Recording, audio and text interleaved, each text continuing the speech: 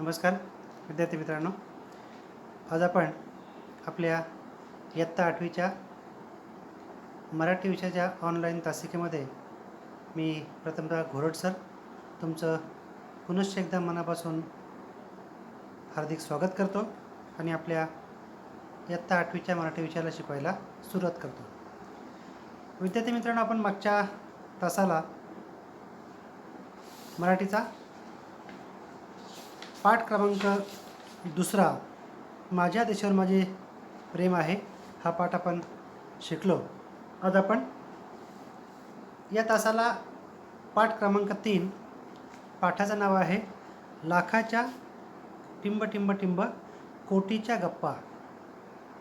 लेखक आहेत वसंत जोशी. या पाठामध्ये आपण एक प्रकारच्या नाटकाचा रिहर्सल किंवा आपण तयारी म्हणूया, तालीम म्हणूया, अशा प्रकारची व्यवस्था, हा एक अभिनय पण तो वेगळ्या प्रकारे केला आहे. असे 2 कलाकार आहेत आणि ते कलाकार असेच एका एक्सप्रेसमधून प्रवास करत असताना त्यांची एक्सप्रेसचं इंजिन किंवा काहीतरी एक्सप्रेसमध्ये तांत्रिक बिघाड होतो आहे आणि मग ती बराच वेळ जवळजवळ 2-3 तास ती इगतपुरी स्टेशनवर थांबते. आणि मग एवढा वेळ आपण काय करायचं, कारण ते 2 कलावंत आहेत, मराठी अभिनेते आहेत आणि मग ते आपला अभिनय जी आपली नाटकाची रिहर्सल आहे ती रिहर्सल ते त्या ठिकाणी सादर करत आहेत. पण ती रिहर्सल सादर करताना त्यांच्या ज्या गप्पा गोष्टी आहेत त्यांचा हेतू काय की आपला या ठिकाणचा जो वेळ आहे हा वेळाचा विरंगुळा म्हणूया किंवा वेळ म्हणूया, तो या ठिकाणी जावा हा त्यांचा हेतू आहे. आणि मग ते करत असताना बाकीचे जे लोक आहेत त्यांना कशा प्रकारची त्यांची गप्पांची स्थिती पाहून त्यांना काय वाटतं आहे आणि मग पुढे त्यांची कशा प्रकारची गंमत होते ही सगळी माहिती आपण या पाठात सविस्तर पाहूया. त्यांच्या ज्या गोष्टी आहेत लाखाच्या कोटीच्या गप्पा गोष्टी त्या पाहून त्या ठिकाणी काही भामटे आहेत आणि मग ते भामटे त्या ठिकाणी त्यांच्या बॅगामध्ये काय काय आहे ते त्या गप्पांमध्ये सांगतायत. ते आपण पाठात सविस्तर पाहूया. आणि मग त्यांच्या बॅगांची अवस्था पुढे कशी होते, त्यांचा पुढचा प्रवास कसा होतो आणि त्यांच्या लाखांच्या आणि कोटीच्या गप्पा ही गंमत पुढे कशा प्रकारे होते ते आपण सविस्तर पाठामध्ये पाहूया. तर चला विद्यार्थी मित्रांनो, आज आपण 8वीचा मराठी विषयाचा पाठ क्रमांक 3 पाठाचं नाव आहे लाखाच्या टिंब टिंब टिंब कोटीच्या गप्पा. लेखक वसंत जोशी. तर आपण हा पाठाचा सविस्तर ऐकूया. सर्व विद्यार्थ्यांना सूचना की सर्वांनी पाठ शिकवताना आपल्यासमोर पुस्तक उघडावं आणि पाठाची ओळणओळ त्या पुस्तकात तुम्ही लक्षपूर्वक ऐकावं ही सर्वांना सूचना. ऑनलाईनच्या तासिका तुम्ही ऐकताना पाहताना शिक्षक सांगतील त्या सूचनांचं पालन करत चला.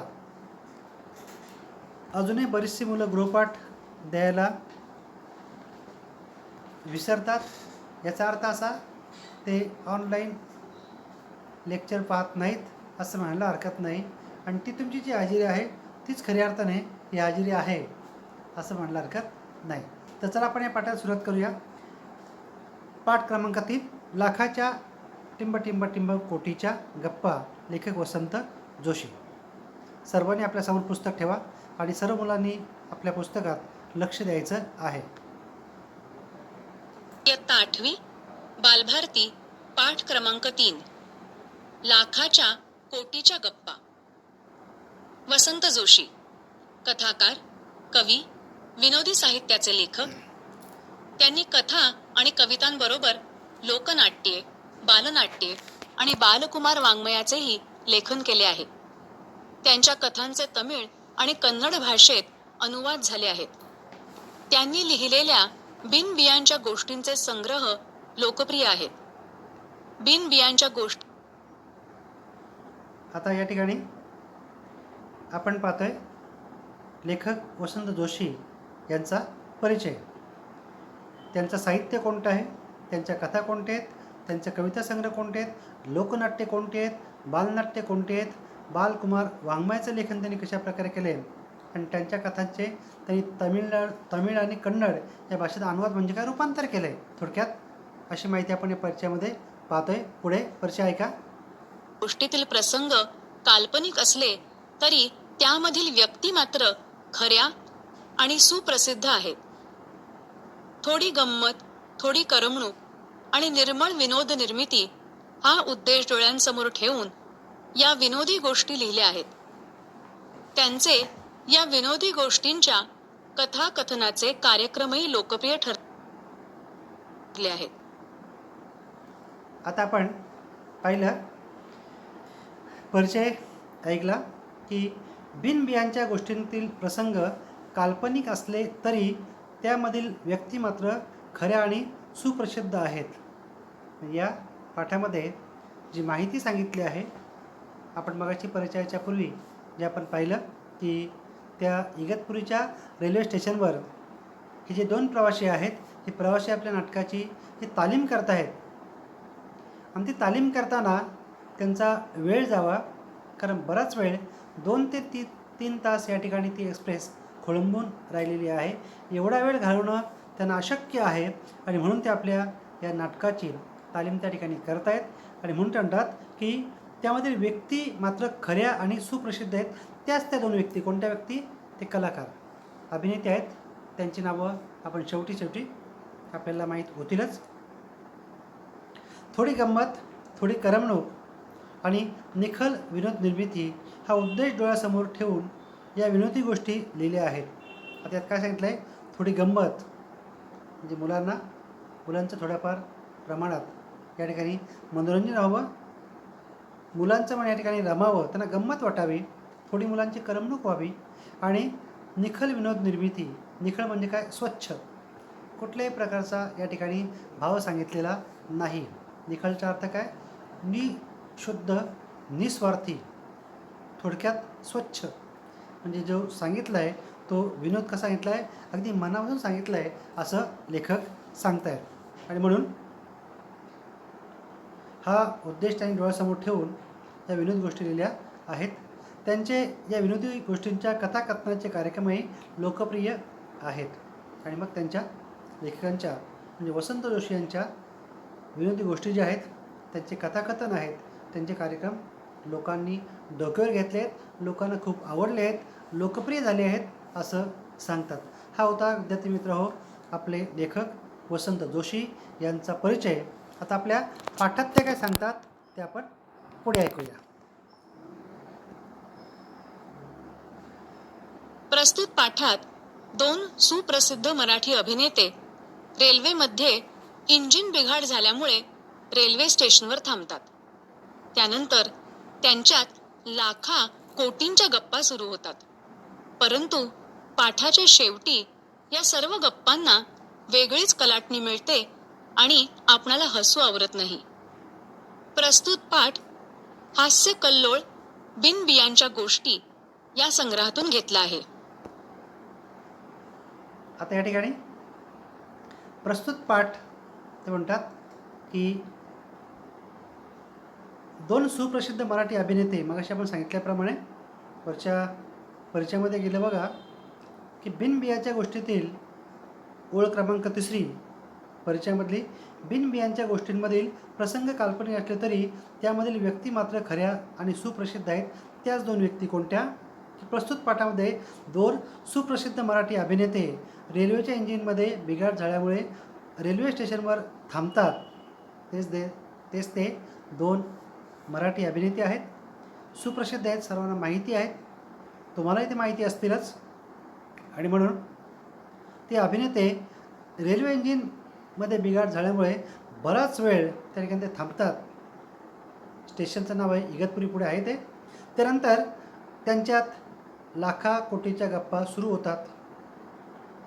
परंतु पाठाच्या शेवटी या सर्व गप्पांना वेगळीच कलाटणी मिळते. पण शेवटी नाही का, ती जी गंमत आहे ती त्यांच्या अंगाशी कशी येते ही माहिती त्या पाठात आपण नंतर पाहूया. आणि शेवटी वेगळी कशी कलाटणी मिळते म्हणजे पाठा शेवट कसा आहे तो सांगितला या ठिकाणी कलाटणी म्हणजे. आणि आपणाला हसू आवरत नाही आणि मग खऱ्या अर्थाने जी शेवटी गंमत आहे तो पाठ तुम्ही वाचताना किंवा आपण शिकताना तुम्हालाही हसू आवरणार नाही, थोडक्यात हसू येईल अशी गंमत सांगितली आहे. आणि म्हणून याचा अर्थ काय की आपल्या ज्या गप्पा आहेत त्या गप्पा पण कुठे कशा कोणत्या प्रकारे माराव्यात लक्षात. आणि म्हणून शेवटी या गप्पा त्यांच्या अंगाशी कशा येतात ती माहिती आपण पुढे पाठात सविस्तर पाहणार आहोतच. प्रस्तुत पाठ हास्य कळवळ बिनबियांच्या गोष्टी या संग्रहातून घेतलेला आहे. आता हा होता त्यांचा म्हणजे लेखकांचा परिचय. आणि आता आपण पाहिलं ते होतं पाठाचा सारांश लक्षात. म्हणजे पहिल्या भागात आपण लेखक वसंत जोशी यांची माहिती पाहिली आणि आता दुसऱ्या भागामध्ये प्रस्तुत पाठामध्ये आपण पाठाचा सारांश थोडक्यात पाहिला. आता पुढे आपण खऱ्या अर्थाने पाठाची सुरुवात पाहूया लक्षात.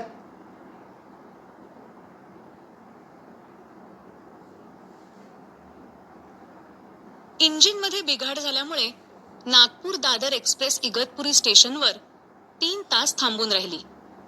गाडीतले प्रवासी कंटाळून प्लॅटफॉर्मवर येरझारा घालू लागले. कुणी बुक स्टॉलवरची वर्तमानपत्र घेऊन वाचत जागेवर आडवे झाले. 2 प्रवासी मात्र एका दगडी बाकावर जाऊन बसले आणि त्यांच्या गप्पा सुरू झाल्या. आता आपण पाहिलं विद्यार्थी मित्रांनो, इंजिनमध्ये बिघाड झाल्यामुळे नागपूर दादर एक्सप्रेस इगतपुरी स्टेशनवर 3 तास थांबून राहिले. आता खऱ्या अर्थाने त्या गोष्टीला सुरुवात, पाठाला सुरुवात. एक्सप्रेसचं नाव आहे नागपूर दादर एक्सप्रेस लक्षात. हे नाव तुम्ही लक्षात ठेवा. एक्सप्रेसचं नाव तुम्हाला विचारलं परीक्षेला तर सांगता आलं पाहिजे एक्सप्रेस कोणती आहे. एक्सप्रेस म्हणजे काय, जी आपली रेल्वे असते नाही का. आपण कल्याणवरून मुंबईला जातो किंवा डोंबिवली किंवा ठाण्याला जातो आपण कल्याणवरून, ती रेल्वे असते लक्षात. आणि एक्सप्रेस ही लांब पल्ल्याची असते. ही कोणती आहे तर आपल्या रेल्वे फक्त मुंबईपासून कल्याण, अंबरनाथ, बदलापूर, कर्जत, खोपोलीपर्यंत. दुसरा मार्ग मुंबई, डोंबिवली, कल्याण, अंबरनाथ शहाड, टिटवाळा, आसनगाव, खर्डी आणि कसारा. त्याच्या पुढच्या ज्या गाड्या आहेत लांब पल्ल्याच्या गाड्या त्या आहेत एक्सप्रेस लक्षात. तर आपण अशा प्रकारे जर तुम्हाला प्रश्न विचारला गेला तर तुम्हाला सांगता आलं पाहिजे एक्सप्रेसचं नाव काय, नागपूर दादर. नागपूरशी सुटली आणि येते कुठे, दादर म्हणजे कुठे, मुंबईचं स्टेशन. मुंबईमधील दादर हे फार मोठे एक स्टेशन आहे. असे ते एक्सप्रेस आहे. थांबली कुठे ते सांगता आलं पाहिजे. थांबलेली कुठे आहे, इगतपुरी स्टेशन.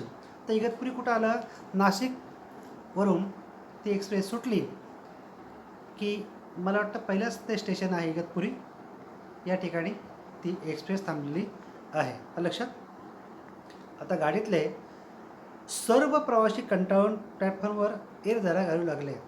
आता खऱ्या अर्थाने 3 तास एवढा वेळ थांबणं हे कुणालाही शक्य नाही लक्षात. आणि त्यामुळे एवढं 3 तास थांबणं म्हणजे त्यांच्या आवाक्याच्या बाहेर आहे असं म्हणतात ते. आणि शेवटी मग काही येरझारा घालतात, काही त्या स्टेशनवर काय काय आहे ते पाहतात, काहीतरी कोणी वाचतो, कोणी लिहितो, कोणी झोपला असेल. जो छंद असेल तो छंद जोपासतात थोडक्यात अर्थ. पण आजकाल 3 तास थांबायला माणसाला एवढा वेळ नाही, पण थांबणंच आहे विद्यार्थी मित्रांनो. गाडी सुटल्याशिवाय तर प्रवासी येऊ शकत नाही. पण कधीकधी अशा प्रसंगामध्ये माणसाला बराच वेळ ताटकळत राहणं म्हणजे ते कंटाळवाणं असतं. आणि अशा अवस्थेमध्ये मग कोण कोण काय करतं आहे, कोणी येरझारा घालतो आहे, कोणी बुक स्टॉलवरची वर्तमानपत्र घेऊन वाचत जागेवर आडवे झाले म्हणजे काय, आडवे झाले म्हणजे काय, झोपी गेले वाचता वाचता लक्षात मी थोडक्यात हे 3 तास त्या सर्वांना आपल्या छंदाप्रमाणे केले तो वेळ घालवलेला आहे. लक्षात 2 प्रवासी मात्र एका दगडी बाकावर जाऊन बसले आणि त्यांच्या गप्पा सुरू झाल्या. आणि आता या चित्रामध्ये आता आपण चित्रामध्ये पाहतोय एक्सप्रेस पण आहे, सगळे प्रवासी उतरलेत ते पण आपण मागे पाहिले. आणि आता आपण थांबलो या ठिकाणी. हे 2 प्रवासी आहेत, हेच ते 2 अभिनेते आहेत, मराठी सुप्रसिद्ध 2 अभिनेते आहेत. यांच्यात त्या गोष्टी आहेत. जो आपला पाठाचं नाव आहे लाखांच्या कोटीच्या गप्पा. या दोघांच्या गप्पा त्या आहेत. त्या गप्पा कशा आहेत? लाखाच्या आणि कोटीच्या. मराठीत एक म्हण आहे की नाही, खिशात नाही आणा आणि मला शेठ म्हणा, अशी गंमत झाली. यांच्याकडे काहीच नाही, पण गोष्टी कशाच्या आहेत? लाखाच्या आणि कोटीच्या. लक्षात. आणि म्हणून विद्यार्थी मित्रांनो, ज्यांच्याकडे असतात ते दाखवत नाहीत ते दाखवतात. आणि दाखवलं तर कसं अंगाशी येतं, ही गंमत या पाठात सविस्तर सांगितली आहे. एक गोष्ट आपण थोडक्यात बोधासाठी घेऊया. फक्त बोध म्हणून घ्यायची, गोष्ट पण फक्त ऐकायची. एका गावामध्ये एका श्रीमंताच्या मुलाचं लग्न असतं आणि मग त्या ठिकाणी सर्व येणारी माणसं खूप मोठी श्रीमंत, खूप मोठे दागिने घालून येतात असं सर्वांना वाटलं. आणि त्याच गावातल्या 4-5 त्या महिला असतात, त्यांनाही वाटतं की आपल्या अंगावर पण दागिने असावेत. आणि मग ते काय करतात, एक दिवस त्यांच्या शहराच्या ठिकाणी जातात आणि त्या बेंटेकचे दागिने खरेदी करतात. केल्यानंतर ज्या गावात लग्न आहे ते गाव आणि यांचं गाव थोडं अंतरावर आहे, 3-4 किलोमीटरचं अंतर असेल. अशा अंतर असल्यामुळे मग ते एक गाडी भाड्यात करतात. त्या गाडीवाल्याला ते 2,000 रुपये भाडे देतात आणि गाडीमध्ये जातात. सर्वांच्या अंगावर त्यांनी त्या शहरातून आणलेले बेंटेकचे दागिने आहेत, ते सारखे असतात. बऱ्याच प्रकारचे दागिने, जे हारांचे प्रकार आहेत, जे गंठ्यांचे प्रकार आहेत, ते सगळे प्रकारचे दागिने आणतात. आणि मग सगळी मंडळी या ज्या काही 5-6 जणी या स्त्रिया आहेत यांच्याचकडे पाहतात. याचा अर्थ काय? त्यांनी दागिने आणलेले आत्ताच आहेत, बेंटेकचे पण ते नवीन आहेत आणि ते दागिने एकसारखे सगळे आहेत. आणि मग ते सर्वांना त्याचं कुतूहल वाटतं आहे की खूप श्रीमंत घरातल्या या स्त्रिया असतील आहेत असं लोकांना वाटतं. आता लग्न झाल्यानंतर मग पुन्हा काही ना सवय असते, बराच वेळ थांबायचा किंवा कार्यक्रम तो पूर्णपणे संपेपर्यंत तो बघायचा. श्रीमंताचा कार्यक्रम आहे आणि म्हणतो आपण बघावा किंवा पाहावा असा उद्देश त्या स्त्रियांसमोर होता. आणि मग त्या थांबतात. थांबल्यानंतर त्यांना असं वाटतं की या ठिकाणी आता आपण हा कार्यक्रम जो आहे लग्नाचा तो शेवट झाला की मग जाऊया. मग शेवटी तो ड्रायव्हर त्यांना सांगतो आहे की मावशी चला, बराच वेळ झाला आहे, आता रात्रीचे 10 वाजलेत, 10:30 वाजलेत. आणि मग त्या 10:30 वाजता त्या स्त्रिया निघतात.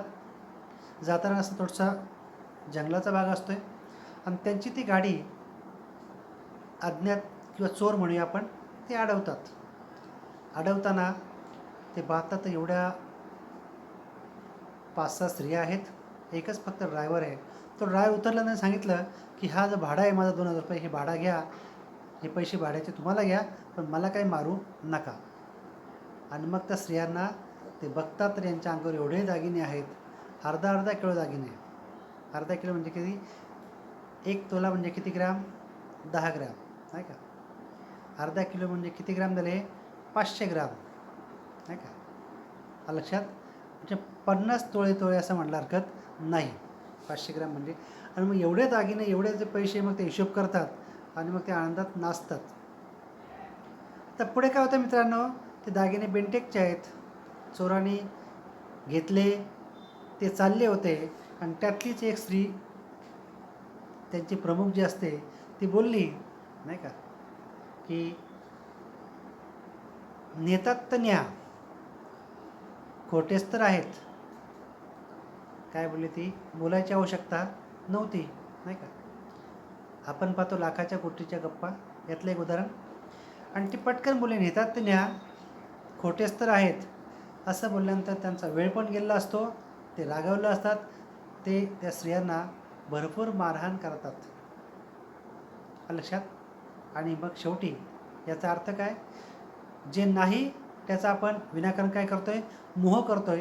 या पाठात पण तेच सांगितलं आहे, यांच्याकडे काहीच नाही पण गोष्टी कसल्या आहेत, लाखाच्या आणि कोटीच्या गोष्टी आहेत. अशी सवय काहींना असते, तर ही सवय आपल्या अंगाशी येते. आणि म्हणून विद्यार्थी मित्रांनो, आपण अशा प्रकारची कोणती गोष्ट किंवा सांगायची नाही.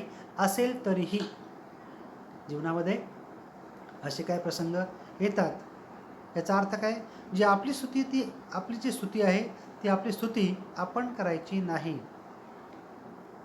ती स्तुती लोकांनी केली पाहिजे, समोरच्यानी केली पाहिजे. लक्षात. आणि म्हणून यातून हा बोध आपण फक्त बोधापुरता घेऊया. आता पुढे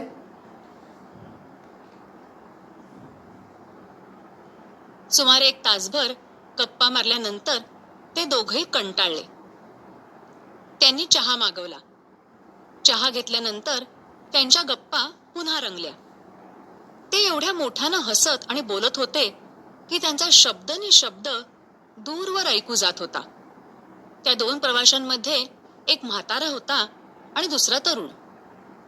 म्हातारा त्या तरुणाला म्हणाला, आता पुढे सुमारे 1 तासभर त्यांच्या गप्पा मारल्यानंतर ते दोघेही कंटाळले. अरे कंटाळा आला. आणि आपण चित्रामध्ये पाहतोय, त्यांनी चहा मागवला. चहा घेतल्यानंतर त्यांच्या गप्पा पुन्हा रंगल्या. चहा म्हणजे काय, एक स्फूर्तिदायक काय पेय आहे, नाही का. आपल्याकडे एक परंपरा आहे, आपल्याकडे कोणी आला की आपण पाणी नंतर चहा देतोय, नाही का. त्याप्रमाणे एक उत्तेजक पेय आहे, किंवा कंटाळा थकवा दूर होतोय आणि म्हणून त्यांनी चहा मागवला. समोर चित्रामध्ये आपण तो स्टेशनचा जो वेटर आहे त्या कॅन्टीनचा, तो चहा घेऊन आला आहे. ते चहा घेत आहेत, त्यांच्या गप्पा आणखीन रंगत आहेत.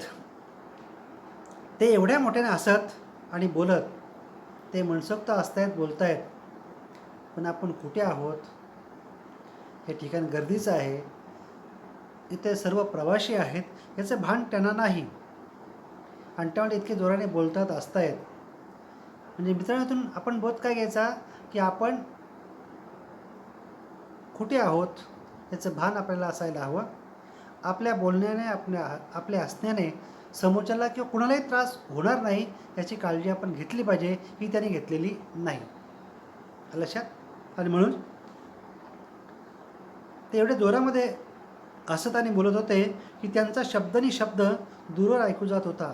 तेवढे जोरामध्ये हसतायत, बोलतायत की त्यांचा शब्द काय, म्हणजे बाकीचे लोक बोलत नाहीत, यांच्याच दोघांच्या गप्पा खूप जोरात आहेत.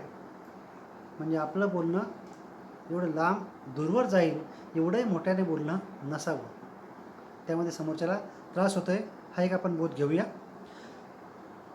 त्या 2 प्रवाशांमध्ये एक म्हातारा होता आणि एक दुसरा तरुण.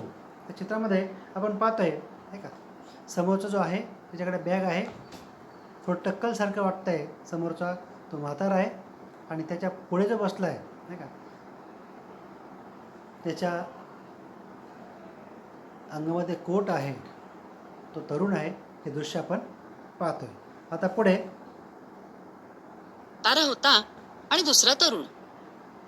म्हातारा त्या तरुणाला म्हणाला, राजा, तुझं इंग्लंडला जाणं पक्क झालं ना? असं काय काका मला विचारता? मी पासपोर्ट मिळवला, व्हिसा काढला, नवीन कपडे टेलरने परवाच शिवून दिले, 4 सूट आणि इतर नेहमीचे कपडे घेतले आहेत. तुम्ही दिलेले घड्याळ तर मी आत्ताच वापरायला काढलंय. राजा, ते घड्याळ भारी.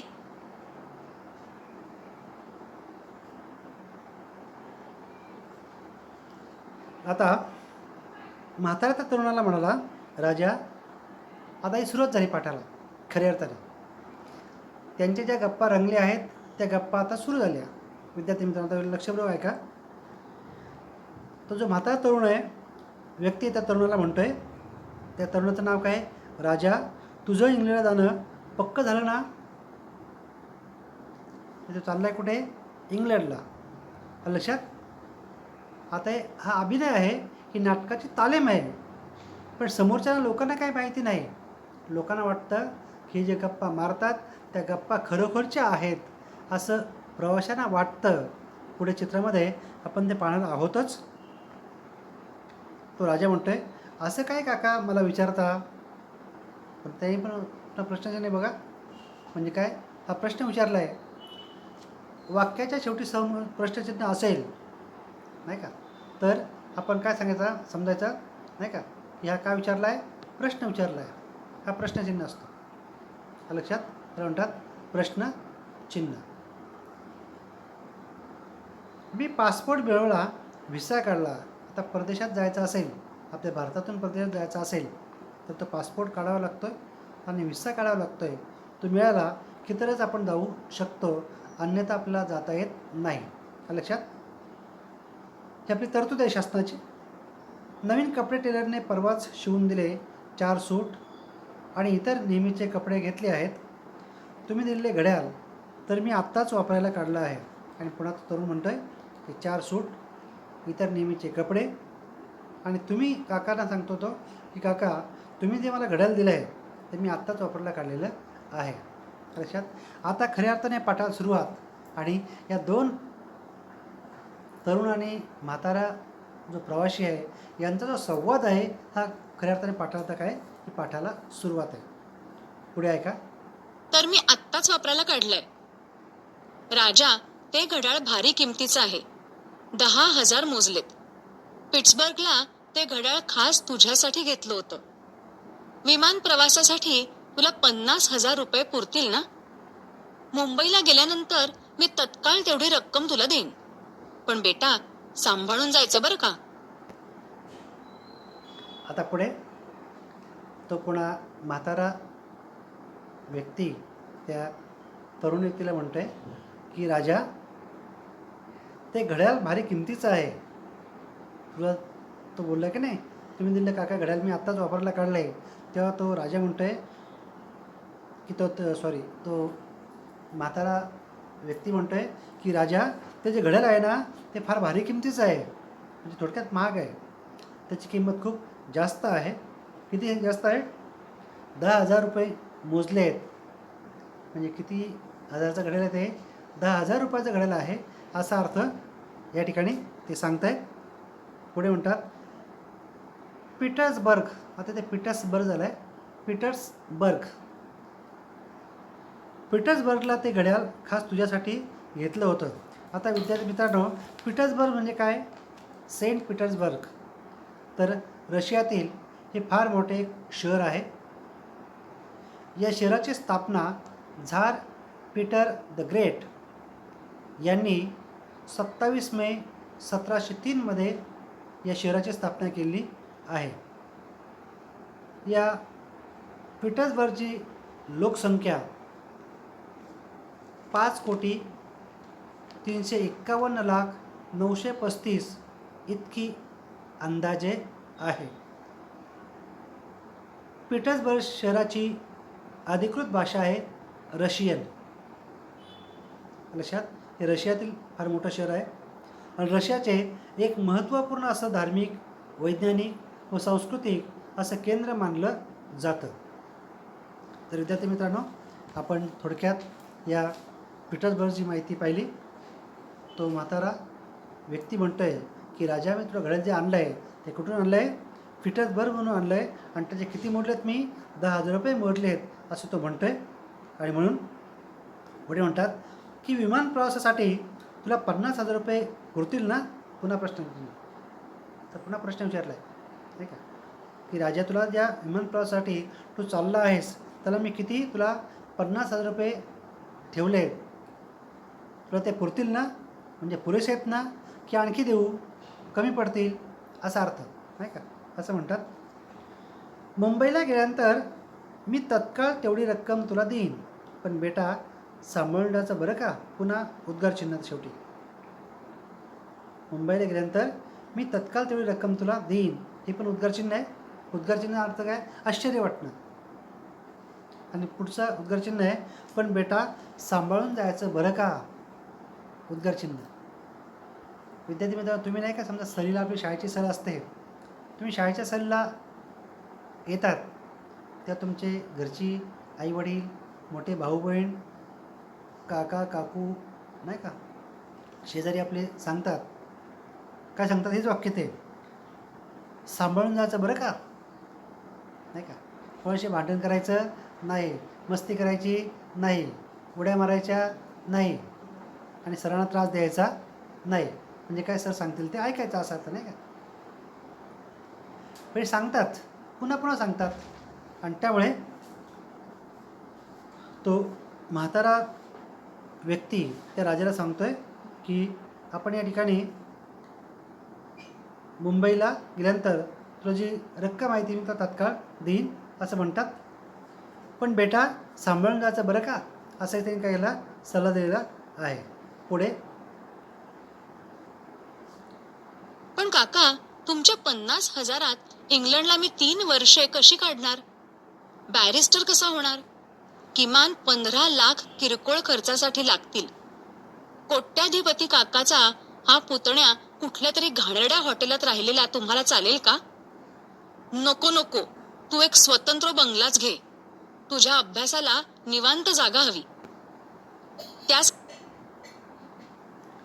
आता पुढे आपण त्यांच्या गप्पांमध्ये एक चित्र येते बघा, नाही का. त्या चित्रामध्ये काय काय येते ते सगळं येत आहे. पुन्हा तो तरुण युवक म्हणतो त्या काकांना, पण काका तुमच्या 50,000 इंग्लंडला मी 3 वर्ष कशी काढणार? आणि काका काय बोलले की तुला मी विमान प्रवासासाठी किती रुपये ठेवले आहेत? 50,000 रुपये ठेवले आहेत, तुला पुरतील ना? असं बोलले की नाही काका. त्यावर तो राजा म्हणतोय, पण काका तुमच्या 50,000 इंग्लंडला मी 3 वर्ष कशी काढणार? तर काका काय बोलले, तुला फक्त प्रवासाच सांगितलेत, नाही का, फक्त तू प्रवास कर, त्यासाठी 50,000 रुपये मी देणार. पण त्या राजाला असं वाटलं की या 50,000 रुपयेमध्ये काय करायचं आहे, 3 वर्ष काढायची आहेत.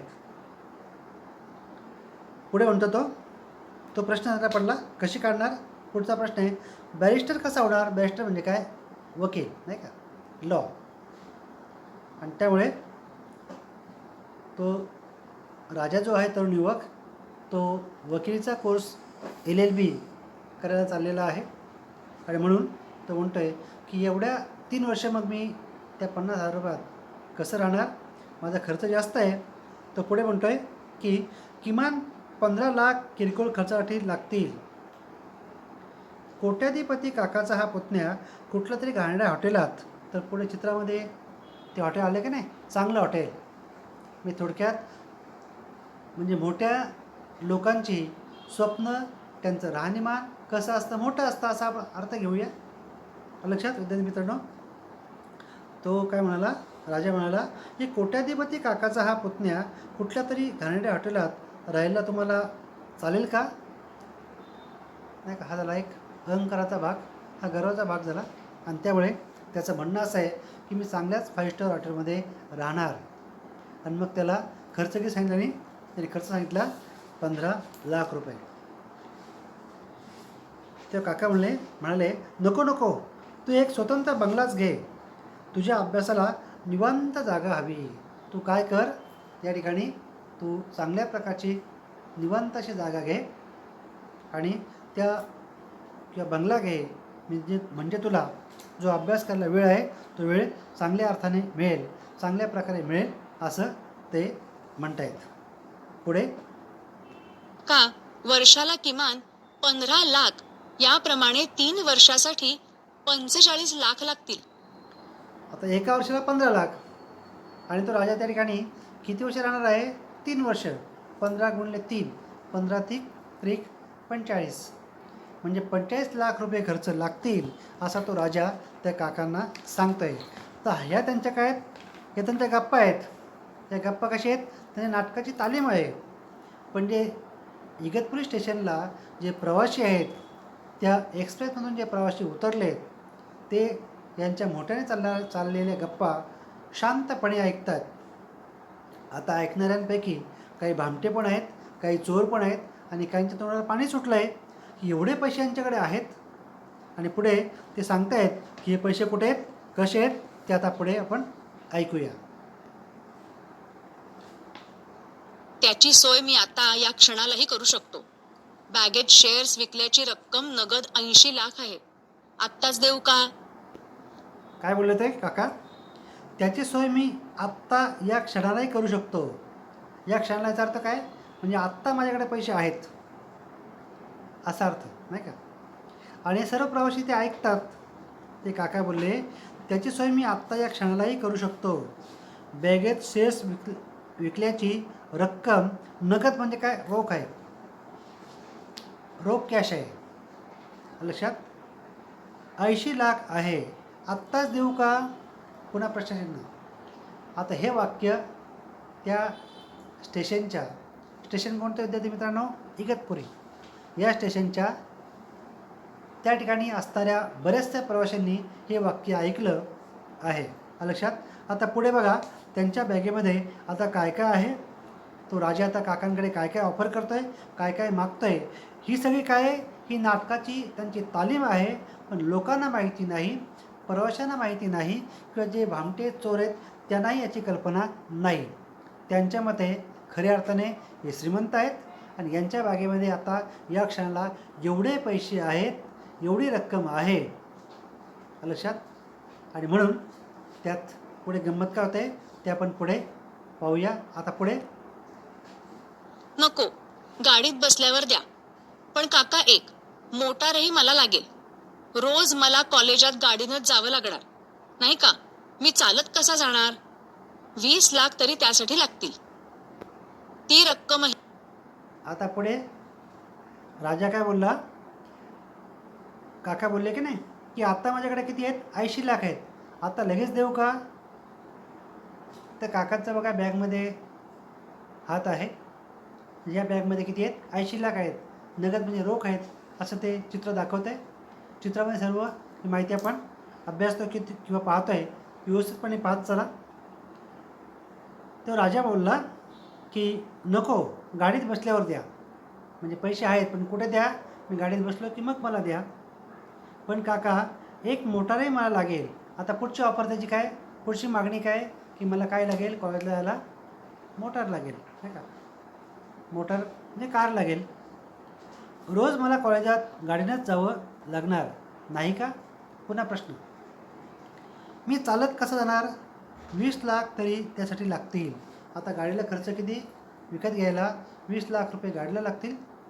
म्हणजे मी कॉलेजला LLBच्या कॉलेजला जाताना ते बॅरिस्टर मला व्हायचं आहे, चांगल्या प्रकारे व्हायचं आहे. आणि मी श्रीमंत काकाचा श्रीमंत पत्नी आहे. आणि मग मी गाडीने गेलो की सर्व लोक विद्यार्थी माझ्याकडे पाहतील असा अर्थ. आणि तो म्हणतोय की त्याला किती लागतील? 20 लाख तरी लागतील. पुढे तर काका काय म्हणतो बघा त्यावर. ती रक्कमही आता याच बॅगेत आहे. बँकेतून आज तेवढीच रक्कम काढली आहे. आता काका म्हणतात किती रक्कम पण आता माझ्या बॅगेत आहे. म्हणजे किती लाख आहेत बॅगेमध्ये? 20 लाख. आणि हे 20 लाख आता बॅगेत आहेत. हे बाकीचे लोक ऐकतात. आणि ऐकताना आपल्या पुस्तकात पण आहे की नाही? पुस्तकात चित्र आहे बघा. ते त्या चित्रामध्ये हे दोघे गप्पा मारत आहेत. आणि एक मागे आहे आणि एक साईडला बसलेलं आहे. ते भामटे वाटतात, ते चोर वाटतात. ते लक्षपूर्वक ऐकतात. आणि एक समोर व्यक्ती उभा आहे, तो सुद्धा हात बांधून, नाही का, हाताची घडी घालून व्यवस्थितपणे यांचं बोलणं ऐकतो आहे. आता विद्यार्थी मित्रांनो, यांच्या ज्या गप्पा आहेत या गप्पा अशाच रंगलेल्या आहेत. आणि या गप्पांमुळे मग त्यांना आता पुढे आपला वेळ जातो आहे हे त्यांना वाटतं आहे.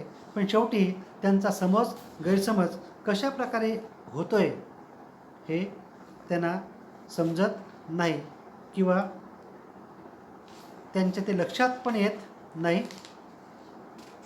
आणि म्हणून या ठिकाणी वागताना किंवा कोणतीही कृती करताना आपण काय करावं, कसं बोलावं, कसं वागावं. एक गोष्ट हिसाबनीतीमध्ये सर्वच दिवस सारखे नसतात, नाही का. कधी कधी आपल्या गप्पा आपण खोट्या मारतोय, थापा मारतोय, त्या पचतात. पण ते फार काळ नाही, खऱ्या अर्थाने त्या थापा मारूच नयेत. जे आहे ते सत्य. समोरला नाही पटलं तरी चालेल, पण थापा मारणं योग्य नाही. लक्षात. म्हणून आपण तुम्ही एक चांगली सवय लावा की कधी थाप मारायची नाही. जे आहे ते सत्य सांगायचं. कारण एक खोटं पचवायला 50 वेळा खोटं बोलावं लागतं. लक्षात. तुम्ही समजा एखादा अपराध केला आणि घरी आईवडिलांना माहिती झालं आणि मग तुम्ही खोटं बोलताय. पण खोटं बोलतानाही तुमचं बोलणं, तुमचा चेहरा सांगतोय तुम्ही खरं बोलताय की खोटं बोलताय. आणि म्हणून ती सवय ठेवायची नाही. आपण नेहमी आहे ते आपल्या घरी आहे ते सत्य सांगायचं आणि सत्य सांगायचं, थाप मारायची नाही. लक्षात. तर आपण एक या ठिकाणी गोष्ट पाहूया. सर्वच दिवस सारखे नसतात. कधी कधी मग ते असं म्हणतात की नाही, हत्ती जातोय पचून किंवा हत्ती पचतोय. याचा अर्थ काय, म्हणजे भरपूर पचलं एखाद्याला, पण शेपटी पण कधी कधी पचत नाही. म्हणजे काय, कधी कधी शेवटी छोटं पण एखादं पचत नाही, तो त्रासदायक होतोय. अशी एक गोष्ट. काय सर्वच दिवस सारखे नसतात. एकदा एका उमदा म्हणजे चांगल्या प्रकारचा चप्पल घोड्याच्या मार्गात पाठीवर जड ओझे लावलेले गाढव आले.